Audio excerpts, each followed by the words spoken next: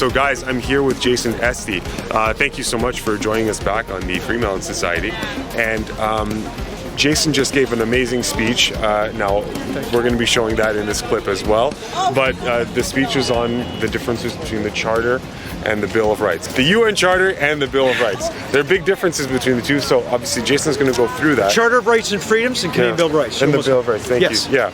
And I think one of the biggest things to know is that, like, with the UN Charter, it's the UN Charter. So if you know anything about the history of the UN and what happened, you know, what the UN was designed to do from the very beginning, from the very onset, it's a corrupt world government association that seeks to just underwrite all our freedoms. So anyway, so the speech you gave, fantastic speech. Thank you. Yeah, no problem. No problem. Fantastic speech.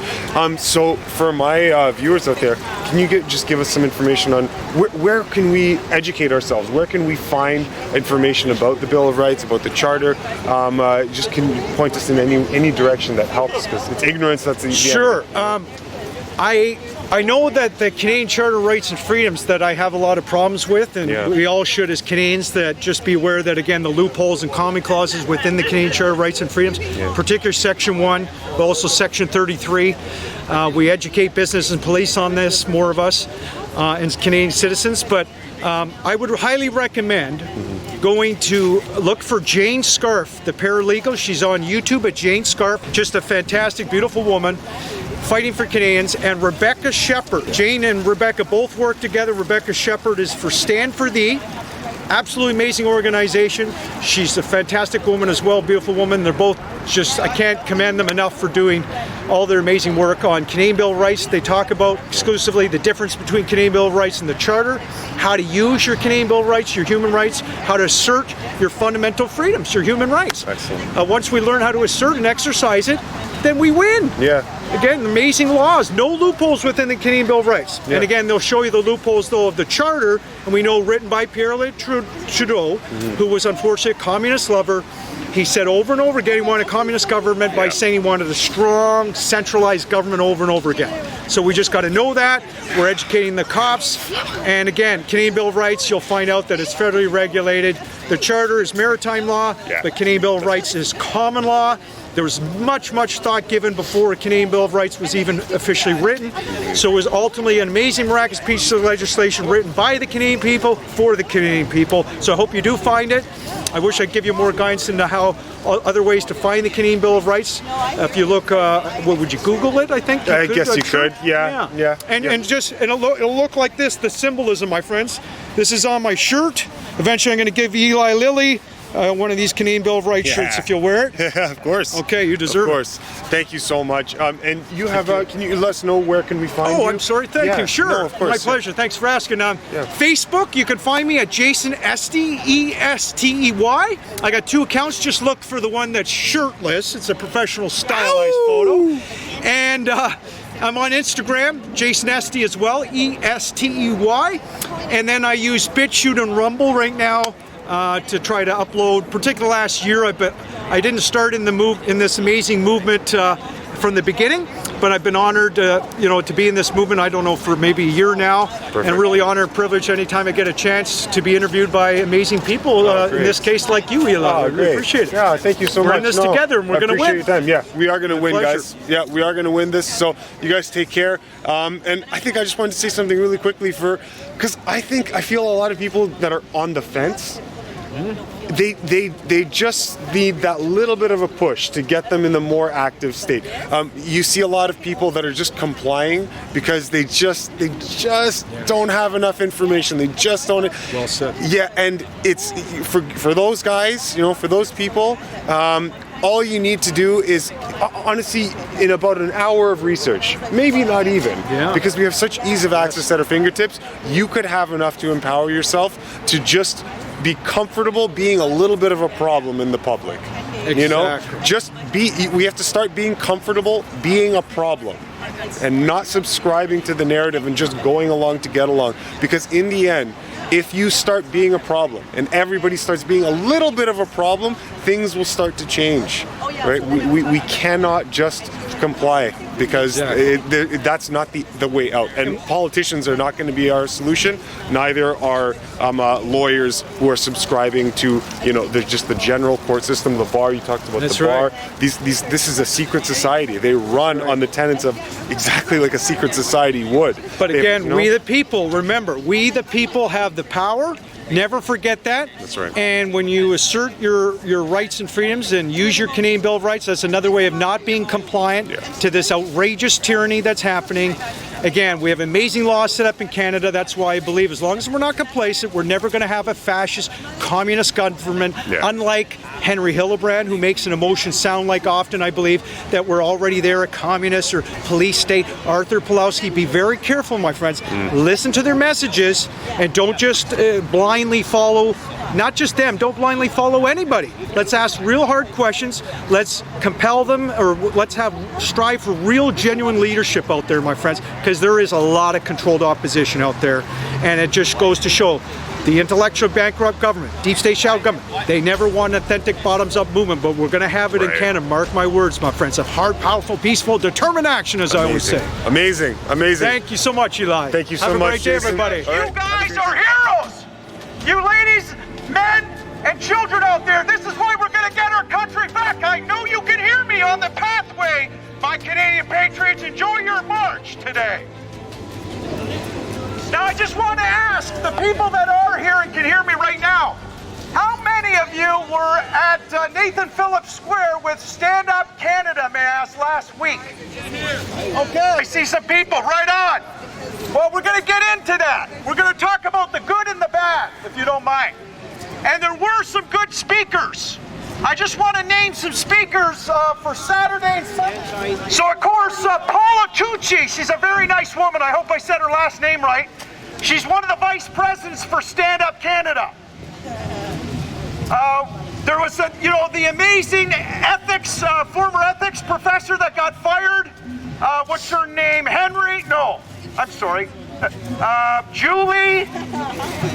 Julie Ponesi, right? Of course, they had Randy Hillier. They invited, I believe, controlled opposition, Rocco Galati, right? And why do I say Rocco Galati is selling out Canada, I believe? He's controlled opposition. He's got an agreement with the establishment. I'll tell you why. In one moment. Henry Hillebrand. He was there. I've been exposing Henry Hillebrand respectfully because these people, my friends, we've got to know this, right? They do not talk about the Canadian Bill of Rights. Am I right? They pump up the Charter. Did you know that, Gord? The Charter of Rights and Freedoms. Now, to Henry Hillebrand's credit, I joked with Jane Scarf, the amazing paralegal, the amazing patriot, Jane Scarf, that's doing amazing work with Rebecca Shepard for Stand For Thee. They're both teaming up, doing amazing work. But Henry Hillebrand, he's always pumped up the Charter when he brings up the law. Except that day when I was there. He knew I was going to be there, by the way.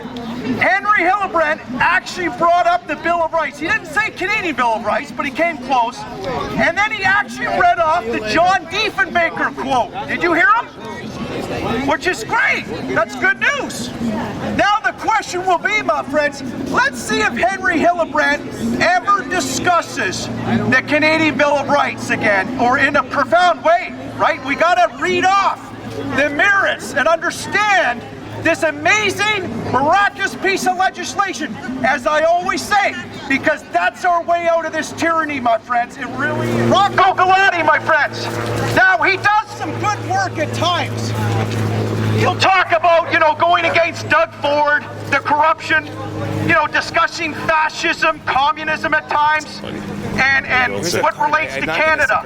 But where Rocco sells out, I believe, and it's very obvious once you look at it, everyone, he does not discuss at all our amazing Canadian Bill of Rights. He's completely mum on it. And he pumps up the Charter. Now we know he's going to be in an unprecedented court case, Supreme Court of Canada, right? Using the Charter. Now why is that a severe problem? Well, once you know the loopholes of the Charter, we educate businesses and police on this, okay? Section 1, all you have to do, hi ladies, you just got to look at Section 1 of the Charter, man. It's got a commie clause. Rocco Galati, he absolutely knows all this. He knows Pierre-Elliott Trudeau wrote up the Canadian Charter of Rights and Freedoms, right? With his lawyers. Here's the Canadian Charter of Rights and Freedoms. Now, obviously they were communist lovers because Pierre-Elliott Trudeau, as I've said many times, right? He told you over and over again he wanted a communist government by saying he wanted a strong centralized government. Am I on fire so far or not? These are all facts, real history here, right? So is Hildebrand to come? Is he controlled opposition? Well, I think he could be a government agent. I'll just leave it as a question mark because Henry Hildebrand, you know, by the way, some parts of Henry I dig, but you notice he'll pace back and forth. That's a tactic, almost like a mob mentality. And like Arthur Pawlowski, these are my opinions, but he makes it sound like this small group of scumbags here in Canada have more power than they really do, like we're in a police state. What are the big differences? I'll tell you real quick. The Canadian Bill of Rights, what does it say at the top? Can you go do a close-up of this shirt? Yeah, of course. Hold on. If you don't mind. Yeah, no worries. Laura? It says recognizes and protects your human rights and your fundamental freedoms. Okay, we're going to read off the Canadian Bill of Rights before I go today. But the Charter, listen to this, it sounds great. It says your rights are guaranteed. And when you read the document, it basically says those rights are dictated by the government, right, inside the Charter. It doesn't say human rights, it says rights.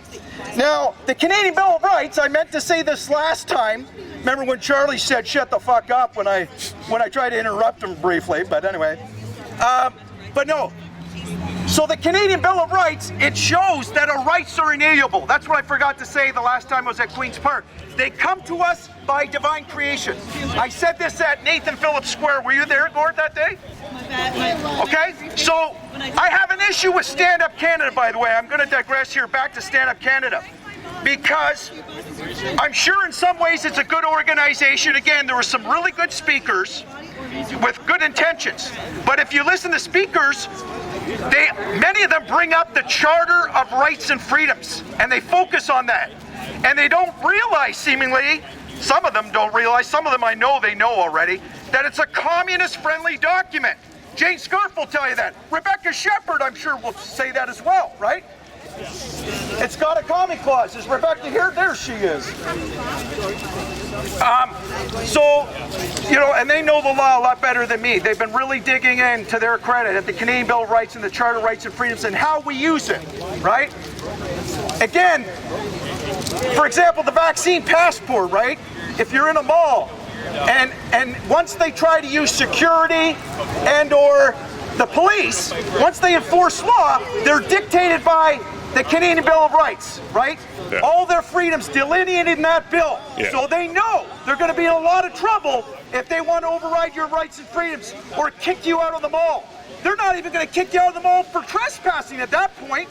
Kristen Pavlos did it the right way, as Jane Scarf watched her video and I did. And Kristen thanked Jane, actually, or told Jane that she thanked me because I was discussing the Canadian Bill of Rights. She's a real sweetheart. So, yes, Gord, I think there's a lot of questions for Henry Hildebrand, but he did do the right thing. I think part of the impetus was because he knew I was calling him out by, you know, I kept saying, get off the Charter, Henry, discuss Canadian Bill of Rights. And what did he do that day? He read off John Diefenbaker's famous quote, summing up his thoughts about why he helped create the Canadian Bill of Rights, right? That's a great thing. Now we'll see what Henry does going forward. That'll be another test, right? More than a few, but hi guys, gals, thank you very much. And the sun's shining, this is awesome. But Stand Up Canada, you know I'm going to sound like a crybaby, but they didn't post my speech. And they gave me only 5 minutes. I was thankful, still, try to be thankful, but they didn't post my speech. Do you know why? The only reason I can think of is in my speech, I said we got to get off the Charter. And I briefly said, we just have to enforce our Canadian Bill of Rights. Now, why did Stand Up Canada seemingly have a problem with that? Well, again, if you listen to their speeches, they're about the Charter, and they need to be educated on the Canadian Bill of Rights, seemingly. Am I right? They do. And before I went up there on stage, I did my first speech on the ground with the crowd. I tried to get the audience together. We had fun together. And I brought up the Canadian Bill of Rights. And I said briefly, you know, let's get off the Charter. It's got loopholes, the Common Clause. And what did Vince, the organizer, do? And I got along with Vince. He seems like a nice guy. But what did Vince do? Here's the consternation I had with this man that day. Minutes later, he goes up on stage. I guess he was getting the speakers and, you know, he was probably the first speaker. And he pumped up the Charter like I've never heard before, man. He pumped it up. He said, I've used the Canadian Charter of Rights and Freedoms for 36 years. You know, he's a former OPP officer, right? And I said to him right afterwards, I said, Vince, why did you do that? You know what his answer was? That it was a celebration, you know, they were celebrating the Charter. I think 36 years of the Charter, right? And I had the same reaction to myself that Jane actually said when I brought it up to her. She said, so what? Who cares? Right? We got to be careful, my friends. Rocco Galati, again, he's in court. He's going to be using the Charter. And when you invoke the Charter of Rights and Freedoms, one of the major problems is it makes you appear in front of a judge instead of an impartial jury, right? With the Canadian Bill of Rights, when you're using it, you're supposed to be able to get a jury with common law and the way the bill is delineated, I believe, right? An impartial jury. So that's a major problem, and Rocco Galati absolutely knows this. So the judge has to answer to the swamp. Jane Scarf, and I'm sure Rebecca would know this, the judge, talk about a conflict of interest. They can still view Rocco, you know, guilty on reasonable grounds, all these rinky-dinky bylaws, right? And so that's a real issue. If Rocco loses this case, which he very well may, because he's using the Charter, then our freedoms are taken away, potentially, right? But we're not going to allow one man, Rocco, to destroy this country. But Rocco Galati, he needs to discuss the Canadian Bill of Rights. He should be ashamed of himself for not reading off this amazing, miraculous, still constitutionally active binding piece of legislation with absolutely no loopholes. And I'm going to show you the proof. And hello, everybody. There's Struthers, the man that owns Struthers, and he owes me a coffee, Sean Jason, but that's okay. I bought him a coffee months ago. So here, thank you for listening. Here's part one of the amazing Canadian Bill of Rights, okay? It is hereby recognized and declared that and by the way, this was 1960, I believe, okay? Under John Diefenbaker. It is hereby recognized and declared that in Canada, they have existed and shall continue to exist without discrimination by reason of race, national origin, color, religion, or sex, the following human rights and fundamental freedoms, namely, A, this sounds amazing, I hope you agree, the right of the individual to life, liberty, security of the person, and enjoyment of property, and the right not to be deprived therefore, except by due process of law. Isn't that awesome? Yeah. All right. It gets better. B, the right of the individual to equality before the law and protection law. And remember, the police are federally regulated, right? So again, the police understand now that they have to abide by the amazing freedoms and human rights delineating the Canadian Bill of Rights, because the Canadian Bill of Rights is federally regulated. All right, you're doing awesome. Yeah, thank you, man, pal. no worries. Okay, and freedom of religion, freedom of speech, freedom of assembly and association, and freedom of the press. Now, here's construction of law. Every law of Canada shall, unless it is expressly declared by an act of Parliament of Canada, that it shall operate notwithstanding the Canadian Bill of Rights, be so construed and applied as to not abrogate, abridge, or infringe, or to authorize the abrogation, abridgment, or infringement of any of the rights or freedoms herein recognized and declared. And in particular, no law of Canada shall be construed or applied so as to authorize or effect the arbitrary detention, imprisonment, or exile of any person, be imposed or authorize the imposition of cruel and unusual treatment or punishment. C, deprive a person who has been arrested or detained. And then it goes on, it says, of the right to be informed promptly of the reason for his arrest or detention, of the right to retain and instruct counsel without delay, and it goes on, my friends, with our amazing fundamental rights and freedoms, how to protect Canada. Because as I've said before, and James Scarfus said this, I believe, is that, again, there was a lot of thought given. We also have an applied Bill of Rights before 1960. We have amazing laws in Canada. And that's a reason why we're never going to have a fascist communist country in Canada as long as we're not complacent. Again, we have amazing laws, informed consent. Again, they can't try it. They're not going to be successful with the vaccine passport because, again, it goes against informed consent, of course, our medical privacy. Am I right? Yep. Thank you. Hi, buddy. Thank you. You're awesome, man. Thank you. I keep forgetting your name. Hyman. Hyman. We got another amazing Canadian patriot. He's helped me hold my pictures before. And one other thing, my friends. So weird. All you have to really look at, too, is the symbolism. Are you guys aware of this? The Canadian Charter of Rights and Freedoms, I've said it before, it has shadow people. They're not really people, right? There's no faces, and they're not interacting with one another. What does that mean? Well, it means, just like the document says, it doesn't say our human rights are guaranteed. It certainly doesn't say our human rights are inalienable, that they come from God. I mean, the Bill of Rights in the United States, the amazing Bill of Rights, says our rights are inalienable as well. Hi, Rebecca, these hats are in the bag for you. Rebecca, how are you, my dear? How are you? So, I'm good, with the I'm Canadian good. Bill of Rights, my friends, unlike the Charter with shadow people, it has people with skin, and they're interacting with one another. Again, real human beings. It treats us as a sovereign individual. The Charter, I would argue, and the way it's, the way it's formed, in other words, it actually helps, I believe, some of the communist lovers to try to dissolve Canada as a corporation. Does that make sense? Right? And we're seeing that somewhat.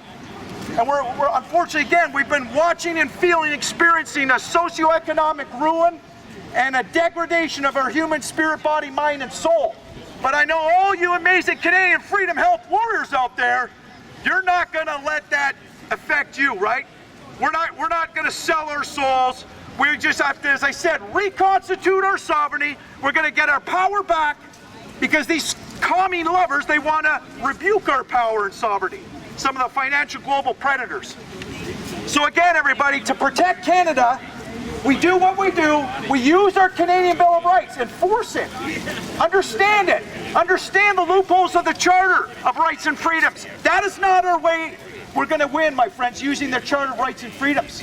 It is because of the loopholes. It allows the government to override your rights under certain circumstances. And then you have to, again, you go to court, you're in front of a judge, and the judge can rule you guilty on reasonable grounds. That's what's been happening at times with these PSYOPs. Small groups of cops.